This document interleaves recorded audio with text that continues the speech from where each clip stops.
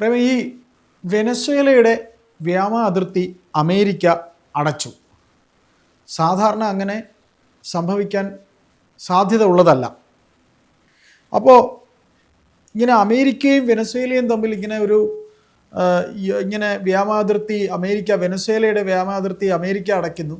ഒരു രാജ്യം മുൻകൈയെടുത്ത് അവർ തന്നെയാണ് അവരുടെ വ്യോമാതിർത്തിയിൽ കാര്യങ്ങൾ തീരുമാനിക്കേണ്ടത്. അപ്പോൾ ഇത് അമേരിക്കയും വെനസ്വേലയും തമ്മിലുള്ള യുദ്ധത്തിലേക്ക് നീങ്ങാനുള്ള സാധ്യതയാണോ ഇതുകൊണ്ട് കാണാനാകുന്നത്?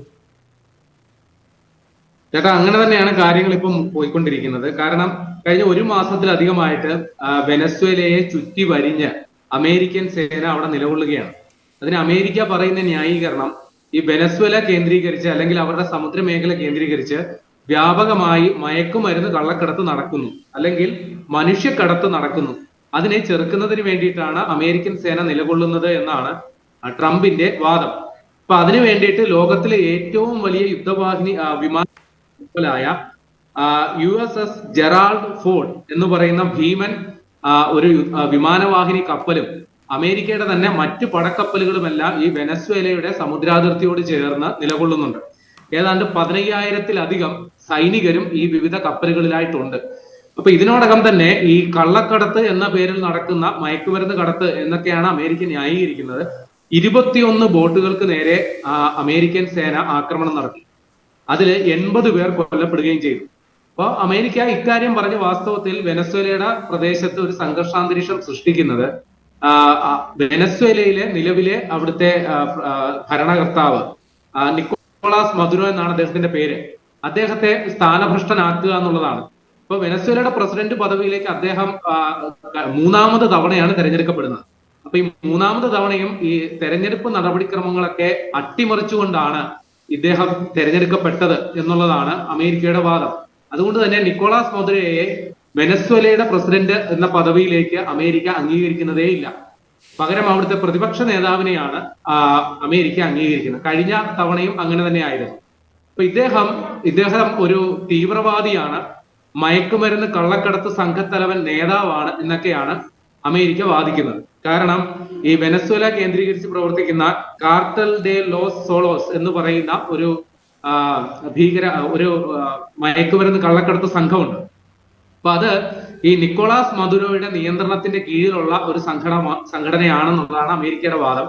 ഈ പറയുന്ന കാർട്ടൽ ഡി ലോസ് സോളോസിനെ ഭീകര സംഘടനയായിട്ട് പ്രഖ്യാപിക്കാനും അമേരിക്ക പദ്ധതിയിടുന്നുണ്ട്. അപ്പൊ ഇതിന്റെയൊക്കെ ഭാഗമായിട്ടാണ് ഈ മദുറോയെ ആ രാജ്യത്ത് നിന്ന് പുറത്താക്കണം, അവിടെ അധികാരത്തിൽ നിന്ന് പുറത്താക്കണം. അമേരിക്കയ്ക്കും അമേരിക്കയെ പിന്തുണക്കുന്ന സഖ്യരാജ്യങ്ങൾക്കും ഈ വെനസ്വേലിയൻ പ്രസിഡന്റിനെ അവർ അംഗീകരിക്കുന്ന നിലപാടല്ല ഉള്ളത്. അപ്പൊ അതിനു വേണ്ടിയിട്ടാണ് അവർ ഈ സൈനിക നീക്കമെല്ലാം നടത്തിയിരിക്കുന്നത്. കൂടാതെ ഇപ്പോ ട്രംപ് അദ്ദേഹത്തിന്റെ സോഷ്യൽ മീഡിയ പോസ്റ്റ് വഴി പറയുകയാണ്, ഈ വെനസ്വേലയുടെ വ്യോമാതിർത്തി, അത് പറയുന്നത് രസകരമായ ഒരു പോസ്റ്റിൽ കൂടിയാണ്. അതായത് നിങ്ങൾ ശ്രദ്ധിക്കുക, ആരൊക്കെയാണ് ശ്രദ്ധിക്കുന്നതെന്ന് പറയുന്നുണ്ട്. എല്ലാ വിമാനങ്ങളും, എല്ലാ പൈലറ്റുകൾക്കും, എല്ലാ മയക്കുമരുന്ന് കടത്തുകാർക്കും, എല്ലാ മനുഷ്യ കടത്തുകാരുടെയും അറിവിലേക്ക് വെനസ്വേലയുടെ മുകളിലുള്ള ആകാശം ഞങ്ങൾ പൂർണ്ണമായി അടയ്ക്കുകയാണ് എന്നാണ് ട്രംപ് പോസ്റ്റ് ചെയ്തിരിക്കുന്നത്. അപ്പോ ഇത് നേരത്തെ പറഞ്ഞു, കടൽ മാർഗമുള്ള കള്ളക്കടത്ത് സംഘങ്ങൾക്കെതിരെയുള്ള നീക്കം എന്ന നിലയിലാണ് അമേരിക്ക സൈന്യത്തെ അവിടെ വിന്യസിച്ചിരിക്കുന്നത്. ഇതേ ട്രംപ് തന്നെ ഇപ്പൊ പറയുകയാണ്, കരമാർഗം ഉള്ള കള്ളക്കടത്ത് തടയൽ പരിപാടികളും ഉടനെ ആരംഭിക്കും എന്ന് പറഞ്ഞു കഴിഞ്ഞാൽ വെനസ്വേലയുടെ മണ്ണിലേക്ക് അമേരിക്കൻ സേന ഉടനെ ഇറങ്ങും എന്നാണ് ട്രംപ് ഇതുകൊണ്ട് ഉദ്ദേശിക്കുന്നത് എന്നാണ് മനസ്സിലാക്കണം. അപ്പോ കള്ളക്കടത്ത് സംഘങ്ങൾക്കെതിരെയുള്ള പോരാട്ടം എന്ന പേരിൽ വാസ്തവത്തിൽ വെനസ്വേലയിൽ സൈനിക അധിനിവേശം നടത്താനായിട്ടുള്ള പരിപാടിയാണ് ട്രംപ് ഉദ്ദേശിക്കുന്നത് എന്നാണ് നമ്മൾ കരുതേണ്ടത്. മുമ്പ് ഇറാഖിൽ സദാം ഹുസൈനെ സ്ഥാനഭ്രഷ്ടനാക്കാൻ വേണ്ടി അമേരിക്കൻ സേന എങ്ങനെ ഇറങ്ങിയോ സമാനമായ രീതിയിൽ വെനസ്വേലയിലും പരിപാടി നടക്കുന്നു എന്നാണ് നമ്മൾ മനസ്സിലാക്കേണ്ടത്. ഏതായാലും അമേരിക്കയുടെ ഈ വെല്ലുവിളി നേരത്തെ തന്നെ വെനസ്വേല മനസ്സിലാക്കി. അവർ വലിയ രീതിയിലുള്ള തയ്യാറെടുപ്പുകൾ നടത്തിയിട്ടുണ്ട്.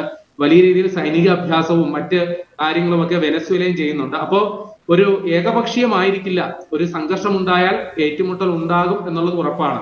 ഇപ്പൊ നേരത്തെ തന്നെ അമേരിക്കയുടെ ഫെഡറൽ ഏവിയേഷൻ അതോറിറ്റി, വിമാന സർവീസുകൾ നിയന്ത്രിക്കുന്ന സംഘടന, ഇവർ ഈ വെനസ്വേലയുടെ വ്യോമ പ്രദേശത്തേക്ക് യാത്രാ വിമാനങ്ങൾ കടക്കരുത് എന്നുള്ള നിർദ്ദേശം നേരത്തെ നൽകിയിരുന്നു. കാരണം വലിയ രീതിയിലുള്ള സൈനിക അഭ്യാസ പ്രകടനങ്ങൾ അവിടെ നടക്കുന്നുണ്ട്.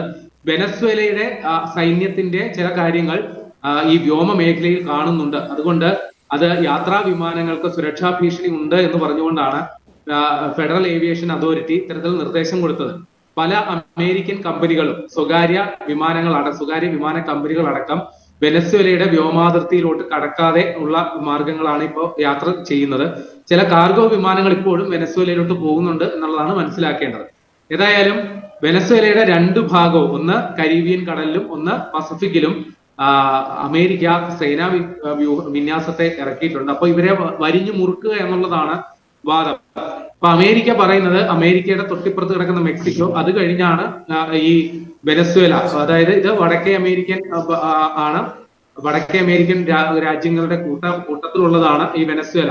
അപ്പൊ ഈ വെനസ്വേലയിൽ നിന്നും മെക്സിക്കോയിൽ നിന്നുമാണ് അമേരിക്കയിലോട്ട് ഏറ്റവും കൂടുതൽ മയക്കുമരുന്ന് കടത്ത് നടക്കുന്നത് എന്ന് ന്യായം പറഞ്ഞുകൊണ്ടാണ് ഇത്തരത്തിൽ സൈനികമായി ഇടപെടുന്നത്. ഏതായാലും വെനസ്വേല ഇക്കാര്യത്തിൽ ഞങ്ങളുടെ വ്യോമാതിർത്തി അടയ്ക്കുക എന്നുള്ള പ്രഖ്യാപനം നടത്തിയ ട്രംപിന്റെ നടപടി അത് ഞങ്ങളുടെ പരമാധികാരത്തെ ചോദ്യം ചെയ്യുന്നതാണ്.